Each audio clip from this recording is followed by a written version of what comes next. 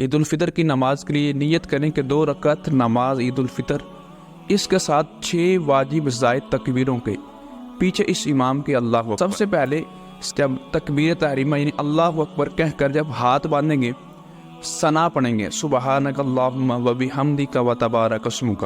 اس ثنا کو مکمل کر کے اب دونوں ہاتھوں کو اٹھا کر کانوں تک لے جا کر نیچے چھوڑ دیں گے، ہاتھوں کو باندھیں گے نہیں۔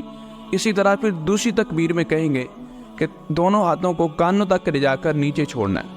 اس طرح تیسری تکبیر میں بھی کانوں تک ہاتھ لے جا کر اب ہاتھ باندھ لیں گے۔ اب امام صاحب الحمدللہ اس کے ساتھ کوئی سورت پڑھیں گے اور بقیہ پوری نماز حسب معمول جس طرح پہلے ادا کی جاتی ہے اس طرح ادا کر کے جب دوسری رکعت میں جب کھڑے ہوں گے تو امام صاحب الحمدللہ سے شروع کریں گے۔ الحمدللہ پڑھ لی، اس کے بعد کوئی بھی سورت پڑھ کے تکبیر کہنی ہے اور دونوں ہاتھوں کو کانوں تک لے جا کر نیچے چھوڑ دیں، ہاتھوں کو باندھنا نہیں۔ دوسری مرتبہ پھر دونوں ہاتھوں کو اٹھا کر کانوں تک لے جا کر پھر نیچے چھوڑنا ہے۔ تیسری مرتبہ پھر کانوں تک ہاتھوں کو لے جا کر نیچے چھوڑ دیں اور چوتھی مرتبہ تکبیر کہہ کر رکوع میں چلے جائیں۔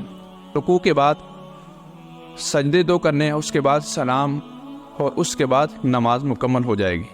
اور عید الفطر کی نماز کے لیے یہ 6 زائد تکبیریں تھیں جو اس کی وضاحت کر دی گئی۔ اگر کسی شخص کو مسجد میں جانے میں تاخیر ہو گئی اور اس وقت پہنچا کہ جب مسجد میں جماعت کھڑی ہو چکی تھی، وضو بھی اس نے نہیں کیا ہوا، اب وضو کرتا ہے تو جماعت نکل جاتی ہے، اگر جماعت میں شامل ہوتا ہے تو وضو نہیں کیا جاتا، تو اس میں فقہاء کرام نے اس کو یہ اجازت دی ہے کہ اگر تو وضو کرے اور وضو کرتے وقت جماعت نکل جائے تو اس کے لیے یہ ہے کہ تیمم کر کے اس کے بعد پھر عید الفطر کی نماز ادا کر لے۔